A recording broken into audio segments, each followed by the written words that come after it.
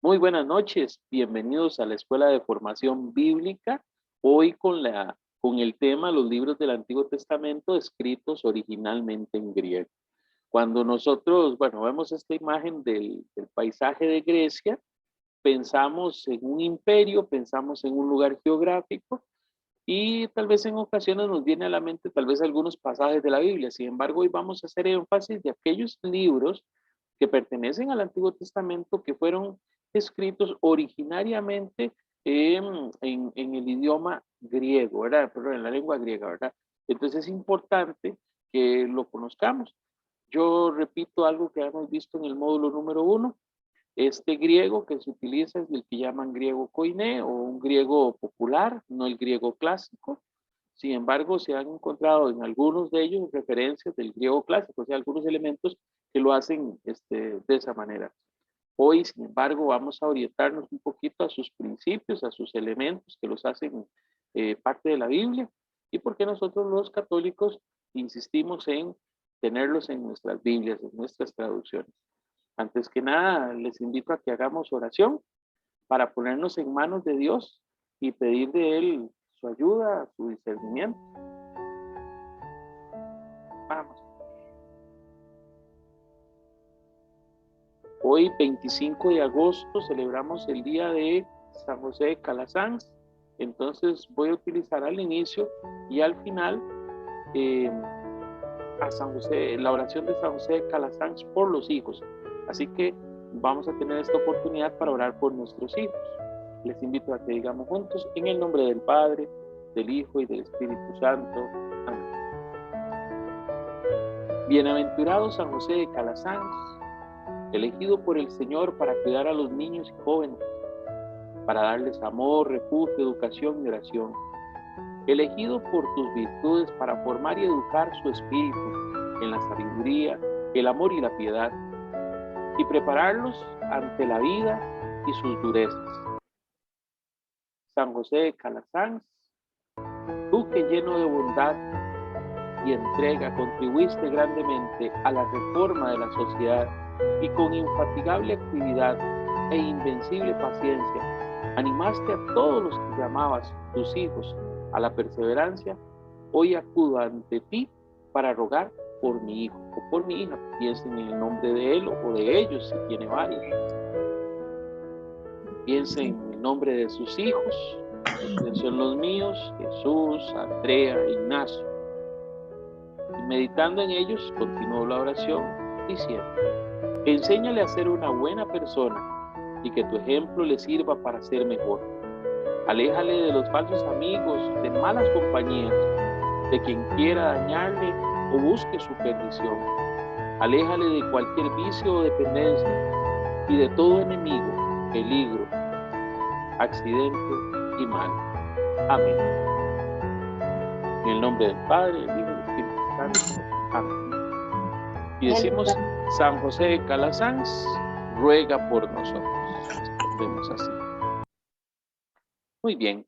Vamos hoy a profundizar este tema del cual les vengo hablando. Vamos a ver. Cuando hablamos de los libros del Antiguo Testamento que fueron escritos en griego originalmente, ya después ahorita les voy a decir los detalles, vamos a contemplar los libros de Tobías, Judith, Baruch, Eclesiástico, Sabiduría y Primera y Segunda de Macabeos. Estos son los libros que nosotros conocemos como deuterocanónicos o del segundo canon. En el módulo número 1 habíamos hablado de ellos un poco de una manera muy general, un poquito superficial, ¿por qué no? Porque todavía estábamos explorando la composición de los libros de la Biblia.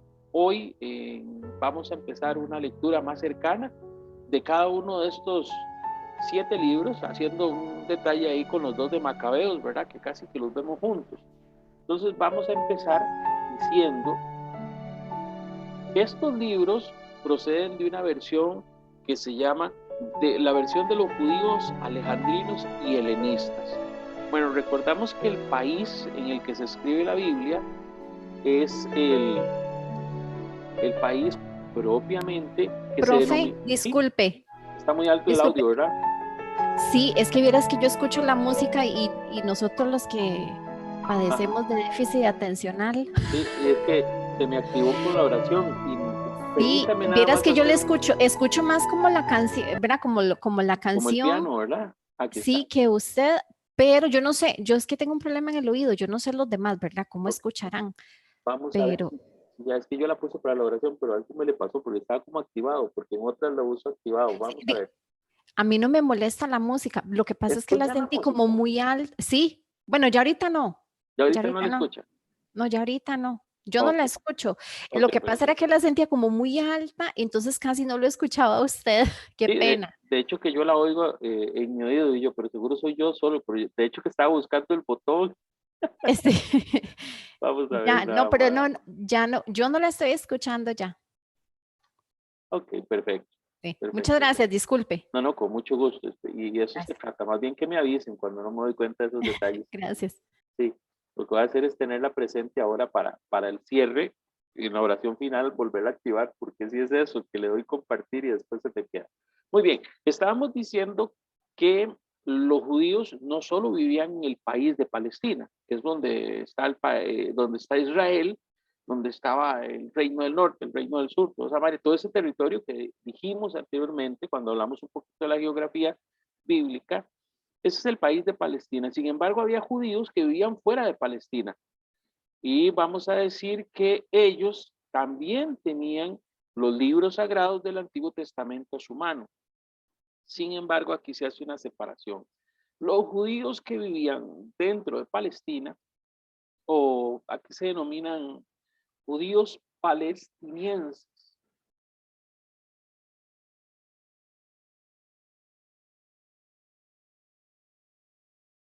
También.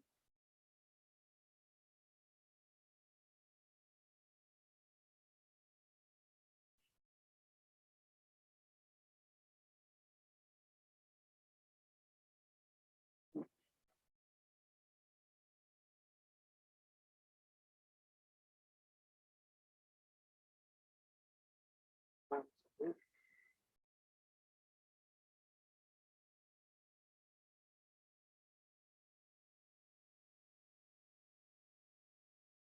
Vamos a ver una cosita aquí. Es que estoy un poco... Yo no lo escucho, profe, pero yo no sé si será. Ahorita no me Bueno, escucha. ya ahorita lo escuché, pero antes no lo escuchaba, pero es que mi internet ha estado muy malo, entonces no sé si será mi internet o fue un problema. Sí, permítame un segundito nada más para hacer Ajá. un ajuste Gracias. aquí. Sí, Voy a no se salir, preocupe. o yo espero que ya hayamos acomodado. Es que voy a hacer un ajuste en la presentación, que es precisamente la que nos está ofreciendo algún, vamos a ver esta presentación. A veces nos ofrecen un poco de pelea, como dice uno, ¿verdad? Estos sistemas. Y es que la presentación, aquí está el detalle.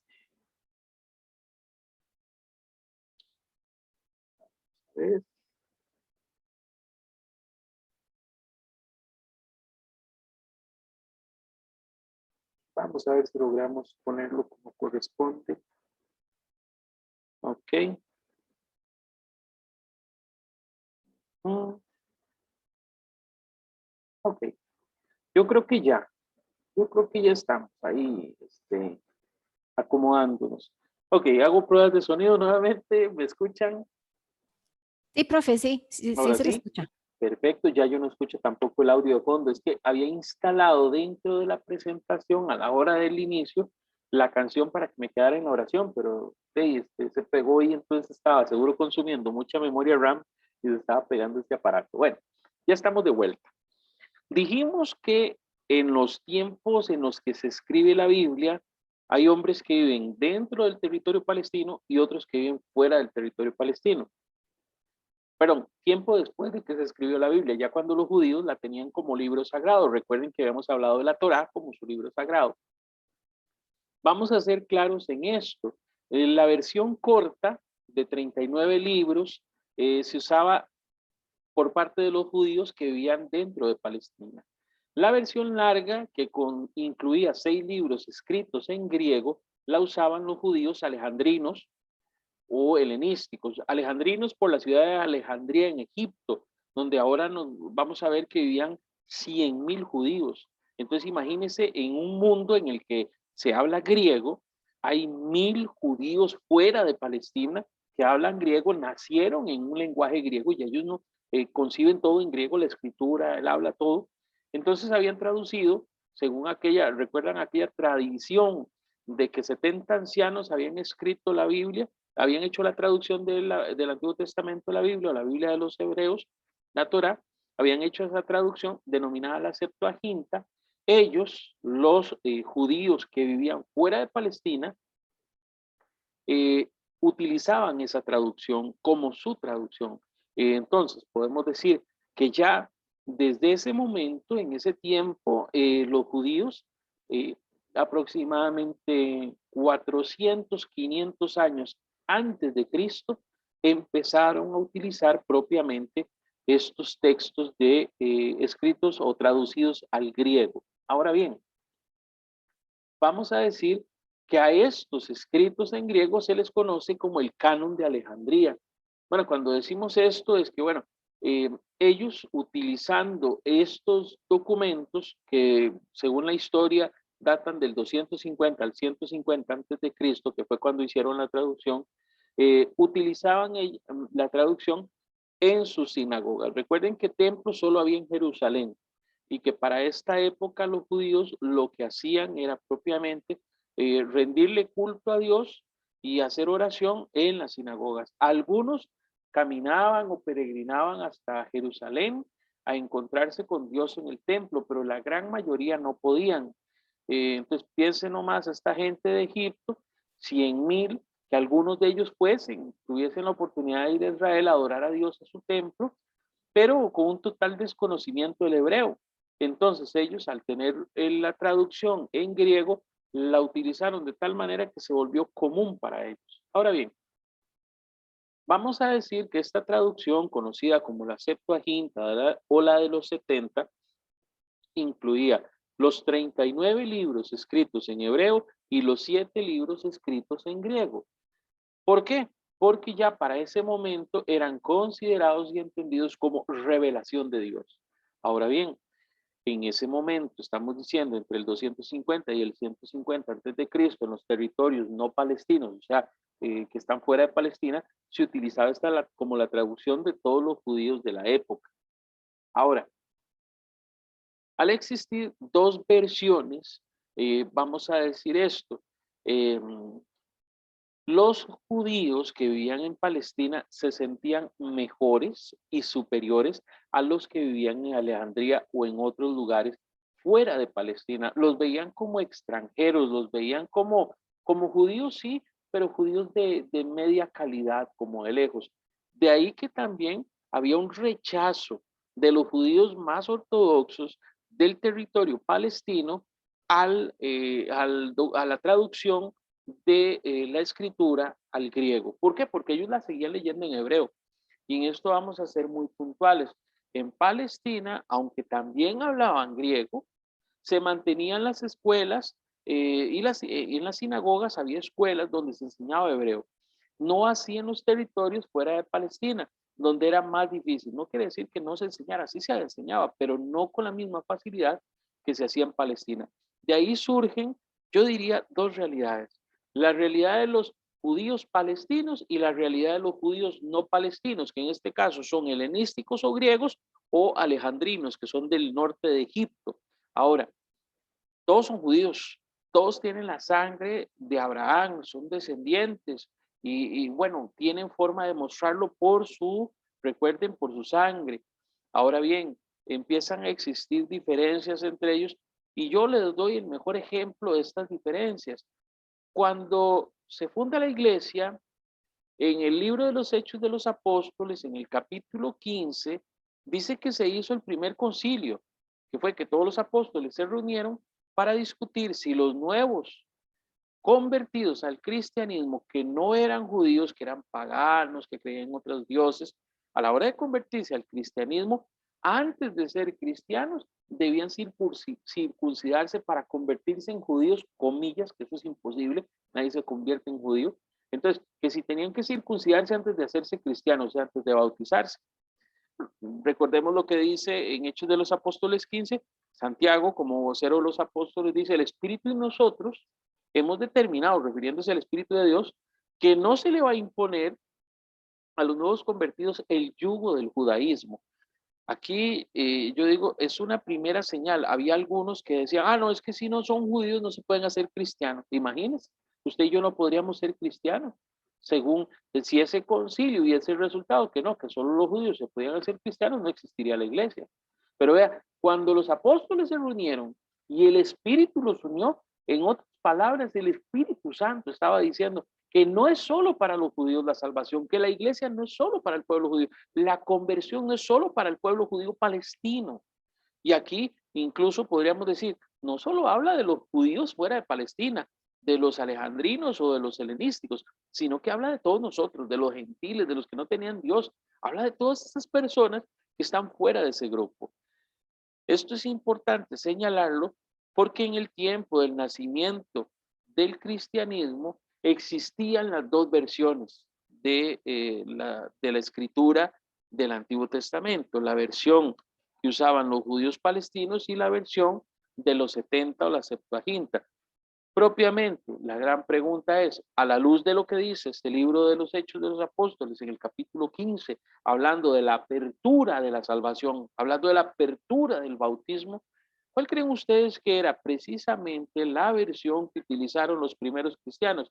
Tomando en cuenta que después de la muerte de San Esteban, que fue el primer mártir de la iglesia, los cristianos huyeron por todo el mundo conocido. Algunos se quedaron en Palestina, pero muchos se fueron fuera del territorio palestino y todavía se seguía hablando y escribiendo griego, aunque el imperio romano ya estaba impuesto como el imperio dominante en el tiempo del inicio de la iglesia, todavía se hablaba y se escribía griego.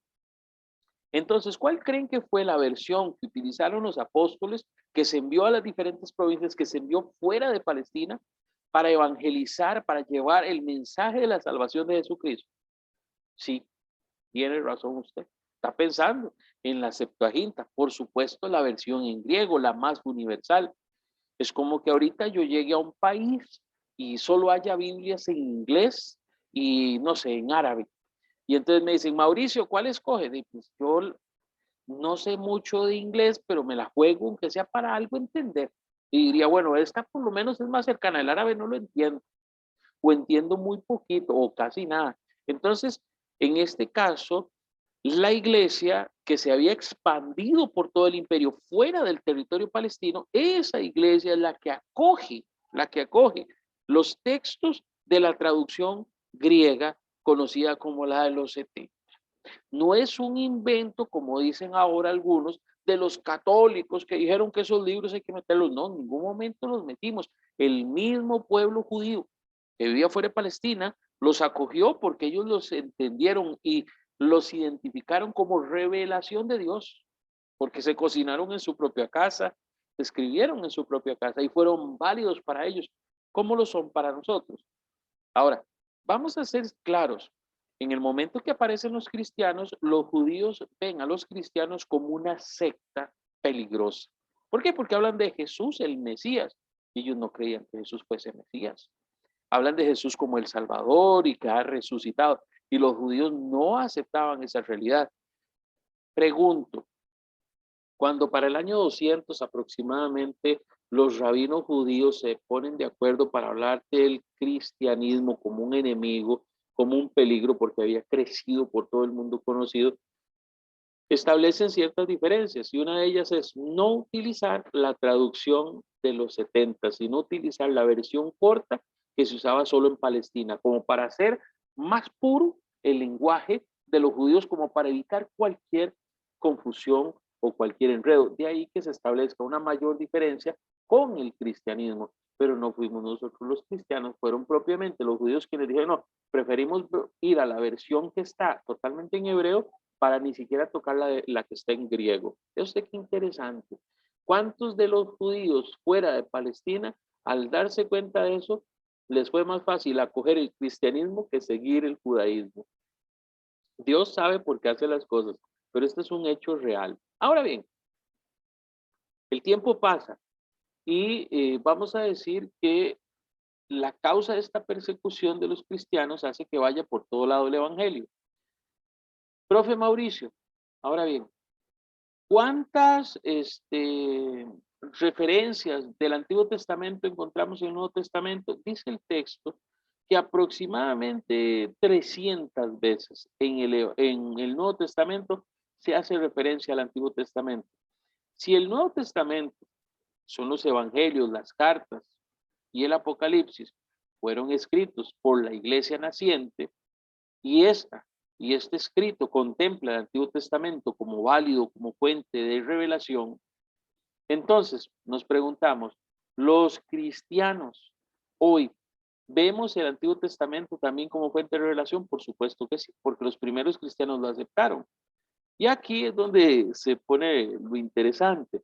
Dice el texto, naturalmente aceptaron el canon de Alejandría o el canon alejandrino, el que incluía los 46 libros, porque él incluía las versiones en griego, que era precisamente el mismo idioma en el que se estaba escribiendo el Nuevo Testamento en esa época de usted. Entonces quiere decir que los mismos apóstoles y aquellos que escribieron el Nuevo Testamento estaban haciendo uso como fuente, como referencia del Antiguo Testamento en su versión larga o alejandrina. Ahora bien, esto es un elemento adicional que nos ayuda a entender el por qué nosotros en la iglesia y en nuestra Sagrada Escritura tenemos 46 libros y no 39. Ahora bien, yo quisiera apartar un poquito el concepto de territorialidad, el decir, bueno, que es que está dentro de Palestina o fuera de Palestina, el concepto de la lengua, que esté en griego, que no esté en griego. La Sagrada Escritura en primera instancia es revelación de Dios y en ella hay comunión. Y yo les he dicho a ustedes en repetidas ocasiones que cuando miramos los 73 libros de la Sagrada Escritura, no encontramos en ellos una sola contradicción. Y es el espíritu de comunión que procede propiamente del Espíritu Santo, que es el inspirador. Habíamos dicho el autor de la Escritura, es Dios el autor, el inspirador. Y entonces, cuando nosotros decimos, bueno, si esos 7 libros fueron erróneamente adjuntados y no son inspiración de Dios, debería tener algún choque de ideas, debería haber alguna contradicción con lo escrito en el Nuevo Testamento o con lo escrito en el Antiguo Testamento. Y curiosamente, no existe ninguna contradicción. Es más, podríamos decir que hay comunión entre ellos y el resto de los libros de la Escritura. Entonces, vamos construyendo el criterio de canonicidad, no solo por la región, no solo por el idioma en el que fue escrito, sino por su naturaleza divina. Y ahí es el punto más importante. Yo diría en este caso, si alguien me dice es que esos libros no son válidos, entonces yo le diría, ¿en qué se equivocó el Espíritu Santo para que usted diga que no son válidos? Es decir, si alguien se equivocó fue el Espíritu Santo porque lo acogieron los apóstoles.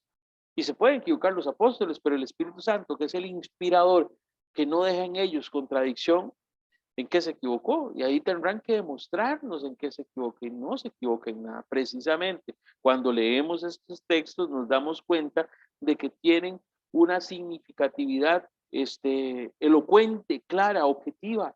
No hay, no nos desvían de la fe, nos siguen orientando, encauzando hacia la fe.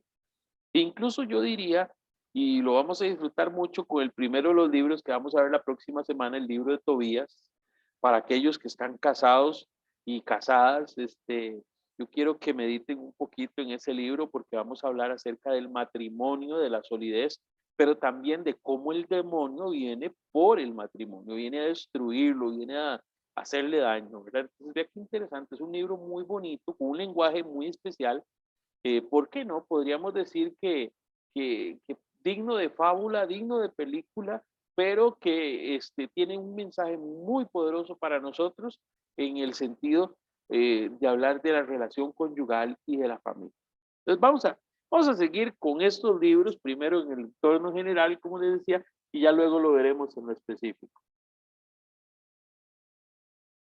Para el año 1517, don Martín Lutero se separó de la iglesia. Y entonces vamos a decir que entre muchos cambios que introdujo, uno de ellos fue el decir que ya no iba a utilizar, después de 1500 años, ya no iba a utilizar la traducción del Antiguo Testamento escrito en griego, sino que iba a utilizar la versión escrita en hebreo. Me detengo. La reforma de Lutero. En el año 1517, Martín Lutero, después de 1500 años de estar la iglesia usando esos 46 libros, dice Martín Lutero, no, yo voy a implementar cambios y uno de mis cambios es quitar esos libros escritos originariamente en griego. Desestima los libros escritos en griego y va en contra de la tradición de la iglesia y de los apóstoles. Pero bueno, no nos hemos de asustar porque sabemos que Martín Lutero en su momento quiso hacer toda una revolución, una revolución.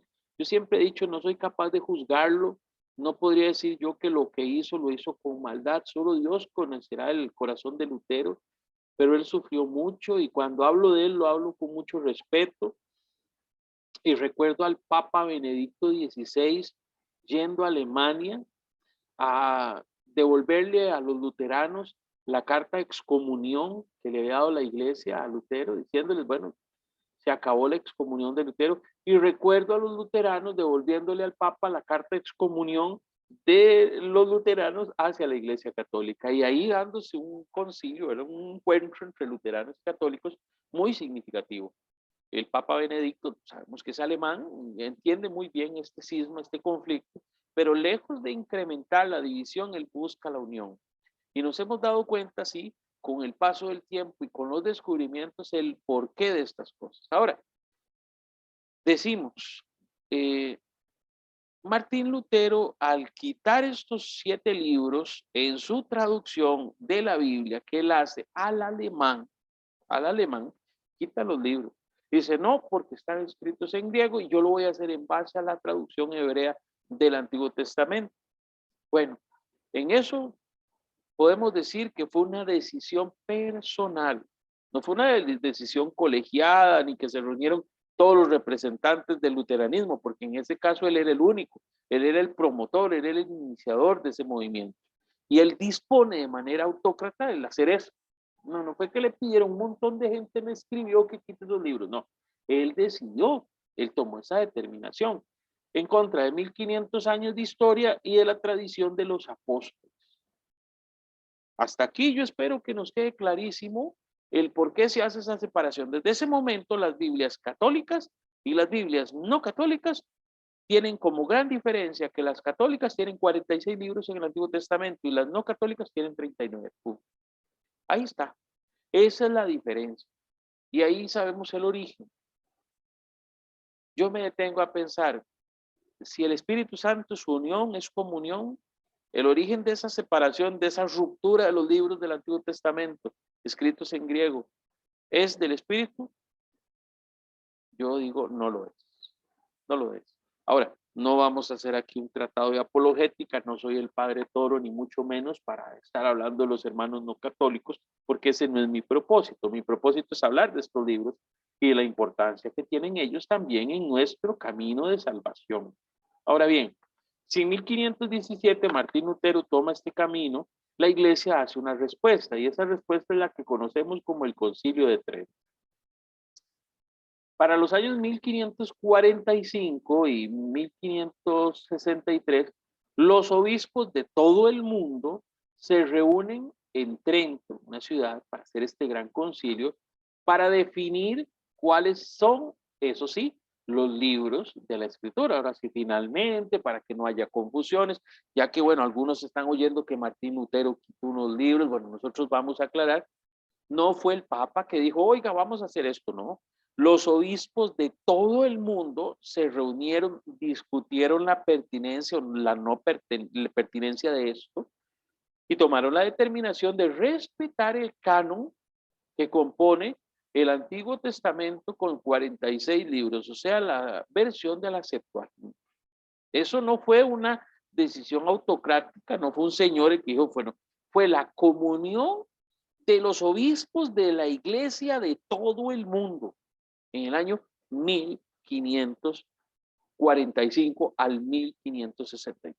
O sea, Ni siquiera fue que lo hicieron en un año ni en 15 días. Duraron aproximadamente, para los buenos matemáticos, del 45 al 55 van 10.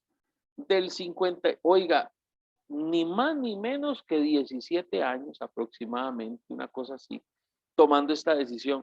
Sí, el Concilio de Trento fue muy bien pensado, y no nos cabe duda que a la luz del Espíritu Santo ellos tomaron la determinación de definir que estos libros, 46, pertenecen al canon de la Escritura o son parte de la Sagrada Escritura. Hago una pausa acá, porque ya llegamos a la Edad Media, y entonces casi vamos a la Edad Moderna para el siguiente dato. Entonces, hasta el momento todo va clarito, todo va así transparente y diáfano. Yo espero que así sea, porque esta es la parte más Sí, bonita. señor. Ah, qué dicha. Muchas gracias, doña Elizabeth. Hay un detalle antes de pasar al siguiente elemento que yo quiero señalar. Hasta el momento, en el año 1563, cuando en el Concilio de Trento se define que los libros que componen el canon de la Escritura son los que usted y yo conocemos como los libros de la Biblia católica, hasta ese momento, desde la fundación de la Iglesia, se ha venido utilizando los libros. La Iglesia no hizo nada diferente ahí, no hizo nada nuevo, no dijo, ay, vamos a poner, no.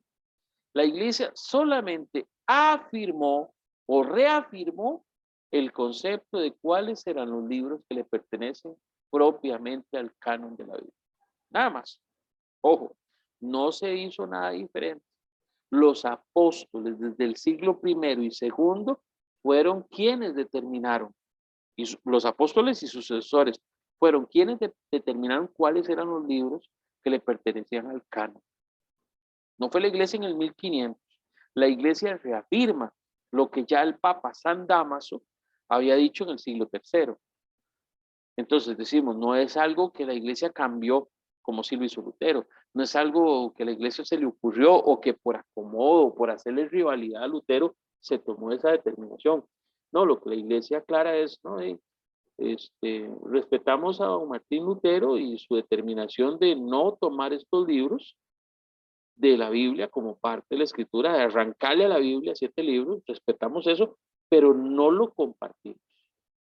No estamos de acuerdo con eso. Y ahí es donde también nosotros tenemos que ser muy respetuosos de los hermanos no católicos. ¿Por qué? Porque los criterios, ya nos dimos cuenta, que utilizó Martín Lutero para definir esto fueron totalmente autónomos, autócratas. Y él lo pensó en 3 años, que fue el tiempo que estuvo en un castillo escribiendo la traducción de la Biblia al alemán.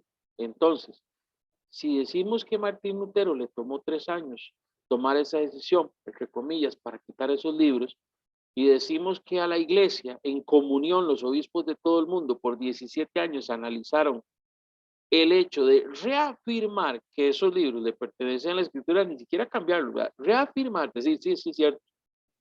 Podemos decir que las fuentes o los orígenes de las decisiones son muy distintas. Y la decisión de Trento es directamente corresponsal o correspondiente con la decisión de los apóstoles. ¿Sí? Con todo amor, con todo cariño y con todo respeto para los no católicos. Entonces podríamos decir que ahora sí, a ciencia cierta, la Biblia católica tiene todos los libros. La Biblia no católica le faltan 7, sí, le faltan 7. Porque una decisión autócrata o autónoma de un señor los quitó de un borrón, así. Sin mediar un análisis, sin mediar una discusión, sin mediar un concilio, sin mediar nada, así. Solo él decidió. Y entonces, bueno, yo les he dicho siempre, soy muy respetuoso de ellos, pero en este caso a ustedes les hago la observación para ser lo más claro posible, pero también dentro del margen de lo respetable. Uy, profe, en el fondo uno se queda así como pensando, ¿verdad? Qué situaciones, qué duro, y tal vez es que el profe no quiere a Martín Lutero, no, sí, tengo una foto en el cuarto, no, mentira, no tengo foto de Martín Lutero. Quisiera que nos remitamos a la arqueología para justificar estos libros. Ay, profe, se nos volvió arqueólogo, sí, más o menos. Qumran es como se llama un lugar donde se hicieron unas excavaciones arqueológicas, en el año 1947. Dentro del territorio palestino, oiga, repito, Qumran, dentro del territorio palestino, se encontraron unos escritos muy antiguos, muy antiguos. Entre ellos, los libros de Judith, Baruch, Eclesiástico y Primera de Macabeos. Pero ahí viene la parte más interesante. 1947, perdón, yo no sé si de 1947. Se encuentran estos libros muy antiguos dentro del territorio palestino, con estos libros escritos en hebreo y el libro de Tobías en arameo. ¡Qué sorpresa! Entonces, el criterio que tuvieron incluso los judíos, oiga, de quitarlo del canon, o sea, utilizar solamente la versión hebrea y no la Septuaginta, incluso los mismos judíos se perdieron de estos libros porque estaban escritos en hebreo y en arameo. Vea qué interesante. A final de cuentas, no era solamente en griego. Nos damos cuenta entonces que estos libros tienen esa inspiración incluso dentro de Palestina. Vaya sorpresa, claro, a mis amigos los hermanos judíos en el siglo segundo, como no sabían mucho de arqueología, no pudieron hacer este descubrimiento que hasta el año 1947 se da, y entonces se revela un gran detalle. Los famosos libros deuterocanónicos de la traducción de los 70 son propiamente libros hebreos y son propiamente parte del canon de la escritura y por eso están aquí. Veo, la arqueología mucho tiempo después vino a darnos la razón. En ocasiones pasa así, ve usted, incluso la ciencia, yo digo, nunca está en oposición de la fe. Hoy que hablamos del hombre y de la mujer, la biología, la ciencia nos dice que somos seres humanos sexuados y que en nuestras células hay unas estructuras que llaman cromosomas y que cada una de ellas dice si somos hombres o si somos mujer, ¿sí? Y que está biológicamente establecido, ¿sí? Y que no es algo que se me ocurre, ¿no? Y que es algo biológico y natural, ¿sí? Entonces, podríamos afirmar propiamente que aquí una prueba más del origen de estos libros en el seno del propio pueblo judío dentro de Palestina. Ahora bien, quiere decir que solamente los libros de sabiduría y la segunda de Macabeos fueron redactados en griego. Sí, y entonces el argumento de no aceptar estos 7 libros porque fueron escritos solamente en griego se cae. Y entonces yo diría, bueno, habría que hacer ahora un concilio luterano para que le digan a los, no sé, descendientes de Lutero y sus demás amigos, míos, de ahí se nos cayó la versión de Lutero, dijo porque solo estaban escritos en griego y ahora aparecen en arameo y aparecen en hebreo y en arameo. Oiga, todavía en arameo. Oiga, qué calidad. Yo en estos casos digo, soy respetuoso, ¿verdad? Soy respetuoso, pero también insisto en que estas diferencias marcan un camino, un lenguaje. Y yo quisiera acudir a la escritura precisamente para este punto. ¿Por qué? Porque es necesario que lo hagamos. Yo les había dicho anteriormente, cuando nosotros leemos la Biblia y encontramos en la escritura diferentes pasajes, debemos tratar de buscar en ellos el mensaje revelador de Dios. Ese mensaje revelador de Dios no está oculto, no está escondido, no se necesita, digamos, ahí como un traductor secreto o como un especialista que nos ayude a comprender ese mensaje, ¿verdad? Que Dios nos quiere revelar, porque es Dios quien se está revelando a sí mismo. Yo quisiera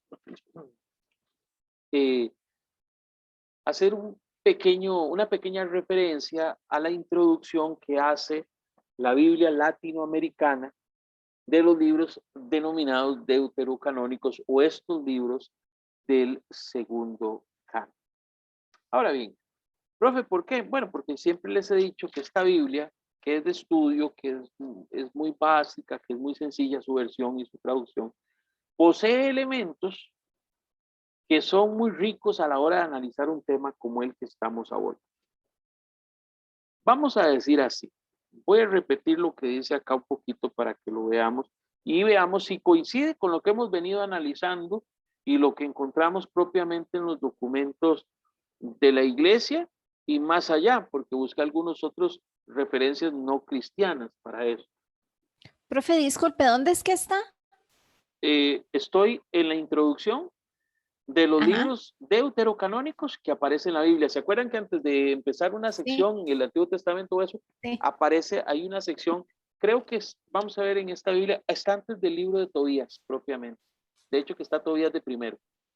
Listo, gracias. Entonces, si usted encuentra Tobías, ahí inmediatamente viene, Gracias, profe. con mucho gusto.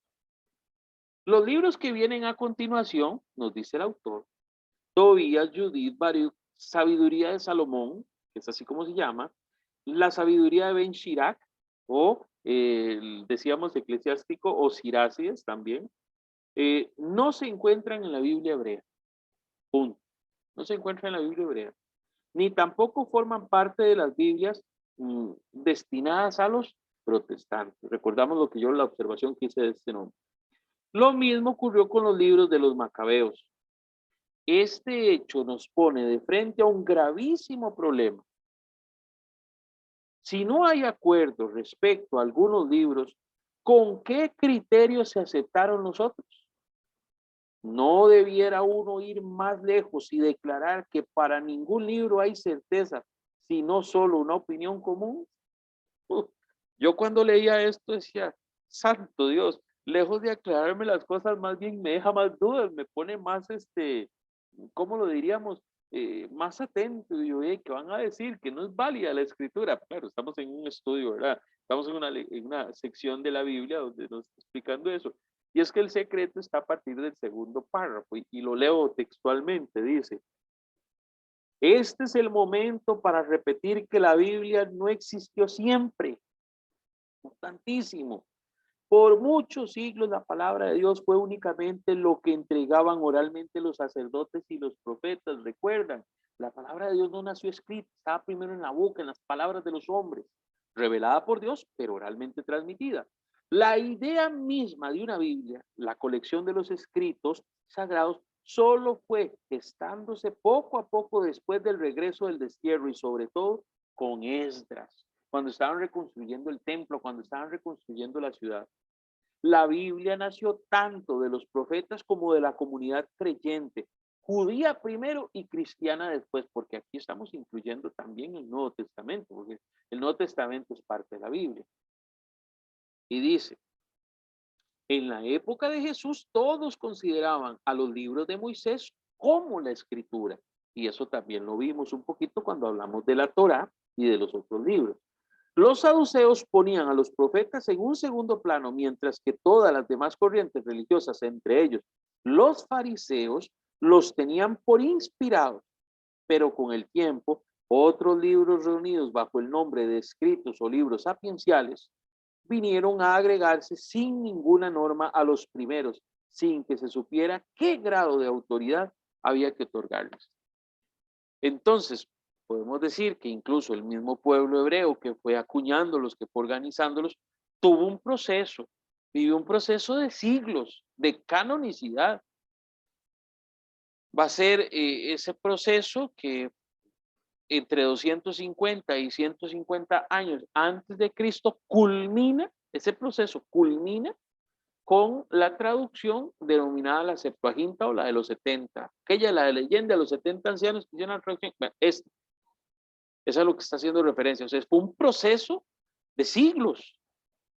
Y entonces, profe, ¿qué nos quiere decir el texto? Bueno, nos está diciendo que la escritura no nació hecha, no apareció con la iglesia, no apareció con Dios, no cayó del cielo, sino que fue algo que se vino construyendo y se vino analizando. Y yo podría decir que el criterio de canonicidad en primera instancia estuvo en el pueblo judío. Y ellos primero pasaron por diferentes filtros, estos libros inspirados, para determinar que eran parte de la escritura. Pero sigo leyendo porque está interesantísima esta parte. Una parte de estos libros estaba escrito en hebreo y también otra parte en arameo, porque la mayoría de los judíos que vivían en países de lengua griega así lo necesitaban. Esos libros vinieron pues a agregarse a la traducción griega de la Biblia, antes de que circularan en Palestina, donde muchos entendían esa lengua.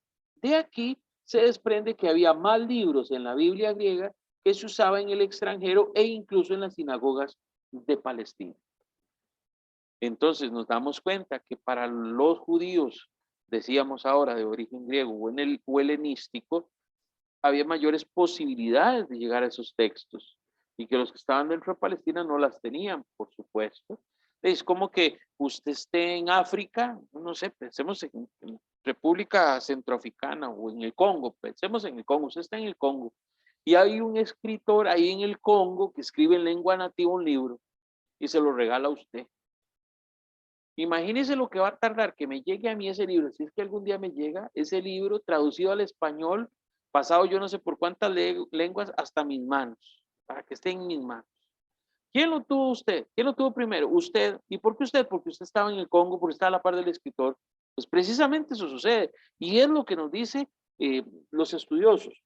Ahora bien, dice, fue solo después de la destrucción de su nación por parte de los romanos cuando los fariseos convocaron el concilio de Jamina para reorganizar la comunidad en el año 95 de nuestra era. Fijaron la lista de las escrituras inspiradas, excluyendo sistemáticamente a todos los libros escritos en griego, porque Dios solo podía haber hablado en la lengua del pueblo judío. Hágase usted. Entonces, podemos decir que en el concilio de Jamnia, los judíos dijeron, Dios no habla griego, Dios solo habla hebreo. Y los libros escritos en griego no fueron inspirados por Dios. Bueno, a este punto nos damos cuenta que tampoco el pueblo hebreo tenía mucha razón de haberlos quitado. Y si le sumamos ahí los hallazgos de 1947 en Qumran, diremos que sí, que definitivamente hay una validez total de estos libros y podríamos decir hasta una invalidez en las decisiones, tanto de los judíos del año 95 como de Lutero en el 1500 y 1517. Entonces, profe, ¿qué está diciendo usted? Bueno, ahí que gracias a Dios tenemos la versión completa de la Sagrada Escritura. No nos vamos a jactar por ello, ni vamos a decir que somos mejores. Estamos más felices porque tenemos una versión completa. Como que le regalen uno algo y le falta un pedazo, ¿verdad? Nosotros tenemos la versión completa. A Dios gracias. El Espíritu Santo se manifestó en los apóstoles y les permitió identificar esta diferencia. Termino diciendo. Los apóstoles, usando la Biblia griega sin hacer distinción entre sus diversos libros, las discusiones se centraban más bien en los escritos apostólicos para saber cuáles debían ser incluidos en el Nuevo Testamento.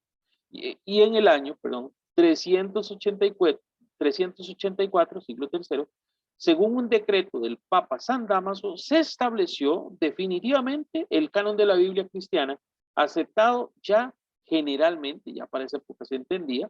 Este retenía algunos libros de la Biblia griega rechazados por los judíos de Jamnia, los que fueron llamados deuterocanónicos, es decir, los libros de la segunda colección. Muy bien, yo espero haber sido muy amplio en este tema, siempre con el respeto, ¿verdad?, de los hermanos no católicos, que incluso puede ser que en algún momento en YouTube vean este programa o vean esta enseñanza y no se me ofendan, sino que la evidencia histórica y la herencia apostólica, la herencia de los apóstoles, o la tradición apostólica, como le decimos nosotros en la Iglesia Católica, es contundente. Hasta el momento, ¿alguna pregunta, alguna duda, alguna consulta?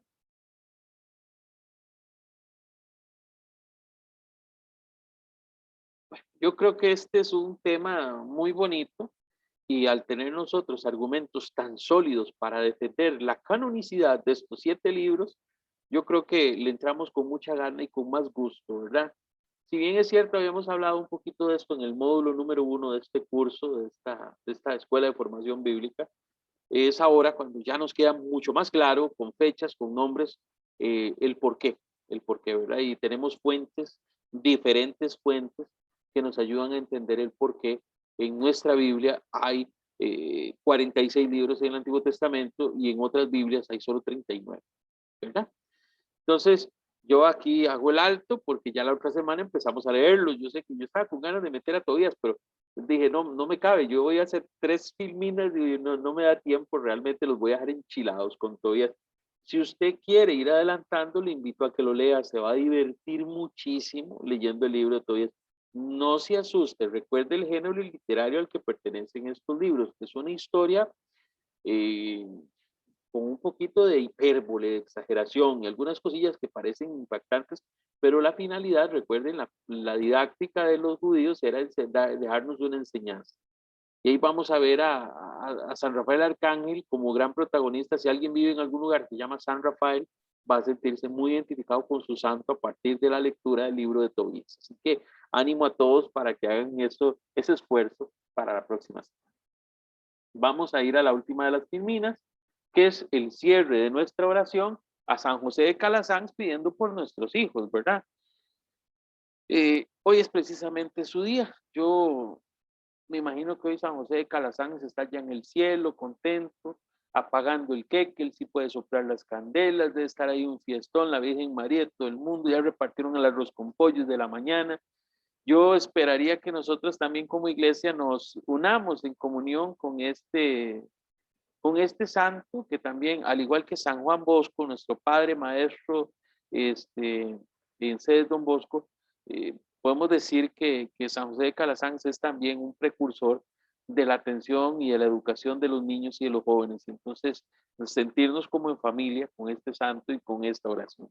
Les invito a que oremos diciendo, en el nombre del Padre, del Hijo y del Espíritu Santo. Amén. San José de Calasanz, tú que con amor y devoción te entregaste a Dios Padre y a nuestra Madre, la Santísima Virgen María.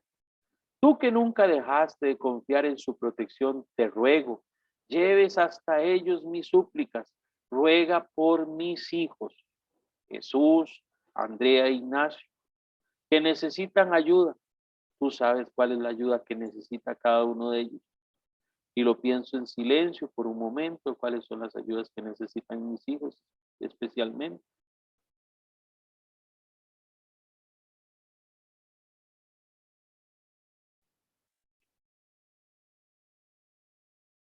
Diles que en su bendita misericordia siempre estén a su lado. Pídeles que pongan en su camino gente honesta y que dirijan sus pasos por las sendas correctas. Suplícales llenen su corazón de fortaleza y sabiduría y goce de buena salud de cuerpo y espíritu. Tú que a tantos niños y jóvenes diste alivio y consuelo, haz que no sufra por carencias ni por necesidades, que sus anhelos y metas se cumplan y sus vidas estén llenas de amor, paz y bendiciones, para que alcance la felicidad y la prosperidad. Amén.